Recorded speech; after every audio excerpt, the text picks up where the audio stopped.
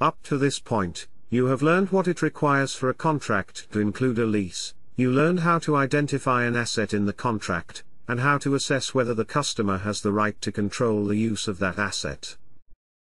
In some contracts, the supplier can have the right to exchange the asset for an alternative one during the period of use.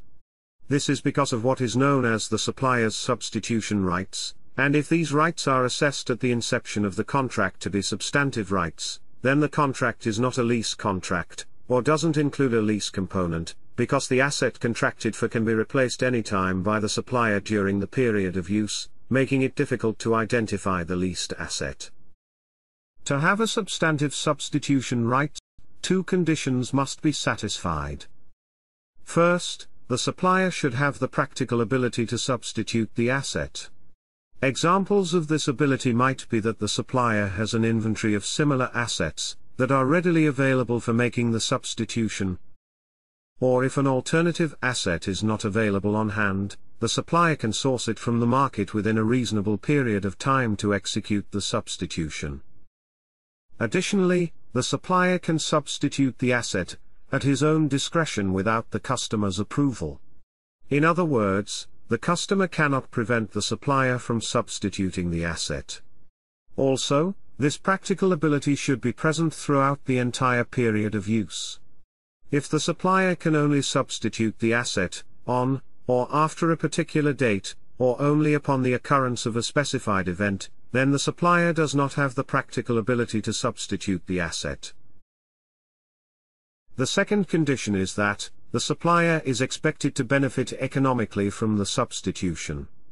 In other words, the economic benefits from the substitution exceed its costs. If, for example, the leased asset is stored at the supplier's premises when not in use by the customer, here the supplier has the chance to use the asset to fulfill contracts with other customers instead of having the asset sitting idle, and then provide the customer with a substitute when it's time to work on the customer's contract. By this, the supplier is maximizing his economic benefits from the asset.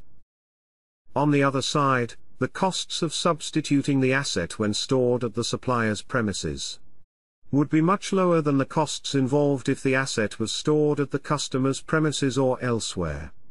IFRS 16 states that, if the asset is located at the customer's premises or elsewhere, the costs associated with substitution are generally higher than when located at the supplier's premises, and therefore, are more likely to exceed the benefits associated with substituting the asset. These are the two conditions that should exist simultaneously, for the supplier to have a substantive substitution right. The assessment of whether these two conditions exist should be made at the inception of the contract. If you did the assessment and you cannot readily determine whether a supplier has a substantive substitution right, then by default, it shall be presumed that the supplier's substitution rights are not substantive. The assessment of the supplier's substitution rights should be based on facts and circumstances actually existing at the inception of the contract, and should ignore any future events that at the inception of the contract are not considered likely to occur. The standard mentions some examples of these future events. The first example, an agreement that is expected to be signed between the supplier and a future customer, who will pay an above-market rate for use of the asset. Such an agreement might encourage the supplier to substitute the asset in the future, if the agreement is signed with the future customer, to benefit from the higher market rate. The second example, the introduction of new technology, that is not substantially developed at the inception of the contract. This new technology, if completely developed in the future, might induce the supplier to substitute the outdated asset used by the customer, with a new one that is based on that new technology, for the supplier to preserve its market share, or even increase it.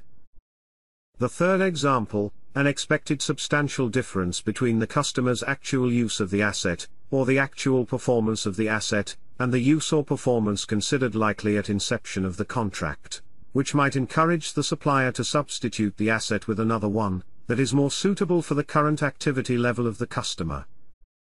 The last example, an expected substantial difference between the market price of the asset, during the period of use, and the market price considered likely at the inception of the contract. The asset price might increase during the period of use, which might encourage the supplier to replace that asset, and sell it on the market and benefit from the increase in its price. All these are examples of future events, that at the inception of the contract are considered not likely to occur, and thus should be ignored in the assessment of whether the supplier has got a substantive substitution right. What if the supplier substitutes the leased asset, not for having economic benefits, but for doing some repairs and maintenance for the asset? Here, IFRS 16 states that, the supplier's right or obligation to substitute the asset for repairs and maintenance, if the asset is not operating properly or if a technical upgrade becomes available, does not preclude the customer from having the right to use an identified asset. In other words, rights to substitute assets for repairs and maintenance are not substantive, because the customer is not prevented from using the asset. This is the end of this lecture. Now for a quiz.